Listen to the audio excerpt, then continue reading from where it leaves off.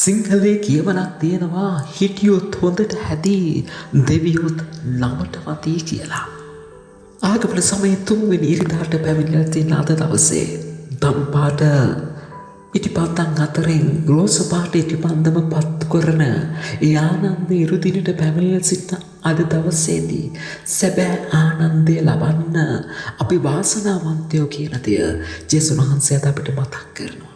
හිර ගෙදරට සීමා වෙන ස්නාවක ජෝබ්තුමාට ගැටලුවක් මතුවෙනවා. ඒ තමයි තමන්ගේ ජීවිතය සීමිතයි. තව දවස් ගානයි කෙටි කාලයයි තියෙන්නේ. ඒක නිසා තමන් පැමිණි කාර්යය අවසන් කරන්නට ඒදී තහවුරු කරගන්නට උට අවශ්‍ය වෙනවා. ඒක නිසා ඔහුගේ ශ්‍රාවකයන්ව ජේසුස් වහන්සේ වෙතට යවනවා අහන්නට බලාපොරොත්තු මෙසියස්තුමන් සැබවින්ම ජේසුස් වහන්සේමද කියලා. ජේසුස් වහන්සේ ඔවුන්ට පිළිතුරු දෙන්නේ වචනයට වැඩිය ඔවුන්ට පිළිතුරු දෙන්නේ ඔබ දකින දේ ගිහිල්ලා ස්නාවක ජෝන්තුමාට පවසන්න. ඒ සිදුවන ප්‍රාතිහාරයන්, ඒ සිදුවන මෙතෙක් කිසි දවසක ආපු නැති දේවල් ස්නාවක ජෝන්තුමාට පවසන්න. ඔහු ඒ තුලින් දේව රාජ්‍යයේ සලකුණු හඳුනා ගනීවි කියන දෙයයි ජේසුස් වහන්සේ බලාපොරොත්තු වෙන්නේ. නමුත් ඊට වැඩිය දෙයක් මෙතන සිද්ධ වෙනවා. ජේසුස් වහන්සේගේ අනන්‍යතාවය හොයන ස්නාවක ජෝන්තුමාගේ අනන්‍යතාවය ජේසුස් වහන්සේ ප්‍රකාශ කරනවා. ඒ තමයි ජේසුස් වහන්සේ කියනවා ඔහු තවත් එක දිරිසිවරයෙක් විතරක් නෙමෙයි.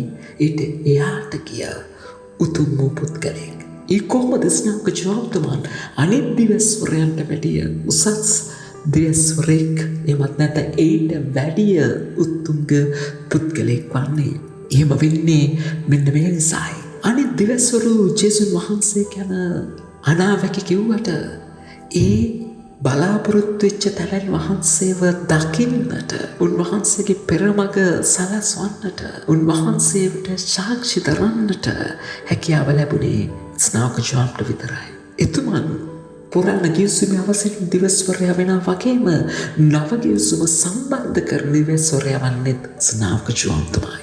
ඒ වගේම තමන්ගේ අම්මගේ කුසේ හිටි ඒ ගැලම්කාර තනන් වහන්සේගේ අම්මගේ කුසේ ඉන්න ඒ ගැලවීමට සම්බන්ධ වෙන්නට ඔහුට හැකියාවක් ලැබෙනවා.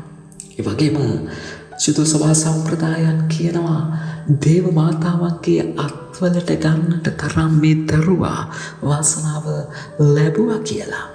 එහෙනම් ඒ අනුවයි ස්නාවක ජෝන්තුමා අනිත් දිවස්වරුන්ව පරයා යමින් ඊට වැඩිය උත්තරීතර පුද්ගලෙක් බවට පත් වෙන්නේ. නමුත් ජේසුස් වහන්සේ මෙතන තවත් සත්‍යතාවයක් කෙල්දරව් කරනවා. ඒ ඔබමා ගැන උන්වහන්සේ කියනවා. නමුත් ක්‍රිස්තු අනුගාමිකයන් වන ක්‍රිස්තුන් වහන්සේ වදහා ගන්න තැනැත්තේ ස්නාවක ජෝන්ටත් වැඩිය උතුම් කියන දෙය. මේ කියන්නේ මොකක්ද? ස්නාවක ජෝන්තුමා කොහොමද එතනදී අපිට වැඩිය පහළට වැටෙන්නේ? ප්‍රශ්නයක් මතුවෙනවා. ඒ ප්‍රශ්නෙට උත්තරය තමයි ස්නාවක ජෝන්තුමා ගැලුම්කාර තනන් වහන්සේට සාක්ෂි දරුවට පෙරමග සූදානම් කරාට එතුමන්ට හැකියාවක් ලැබුණේ නැහැ ගැලවීම සාක්ෂාත් කරන, ගැලවීම තහවුරු කරන ඒ පාස්කු අභිරහස දකින්නට. පාස්කු අභිරහසේ කොටස්කරුවෙක් වන්නට ඔහුට හැකියාවක් ලැබුණේ නැහැ. ඒක නිසා ඒ පාස්කු අභිරහස තුළ කුරුසපත් වෙච්ච තනන් වහන්සේ කුරුසේ පරාජය කරමින් උත්ථානය තුළ දෙවියන් වහන්සේගේ වරප්‍රසාදයෙන් ගැලවීම මේ ලෝකෙ තුළ ස්ථාපිත කරද්දී ඊට පසුව පැමිණෙන හැම කිතුණු භක්තයෙක්ම ඒ ගැලවීමේ කොටස්කාරය වෙනවා. ඒ ගැලවීම ගෙන යන මිනිස්සු බවට පත් වෙනවා. ඒ සාක්ෂිකරුවන් බවට පත් වෙනවා.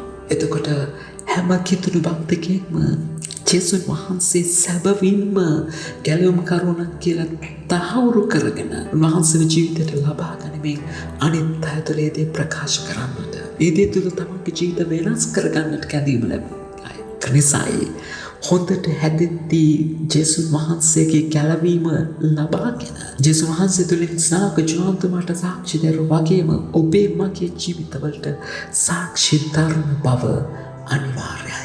එහෙනම් අපි හොඳට හැදෙමු. ඒ දේව වචනය ක්‍රිස්තුන් වහන්සේගේ ශරීරයේ පංගුකාරයන් වෙමි.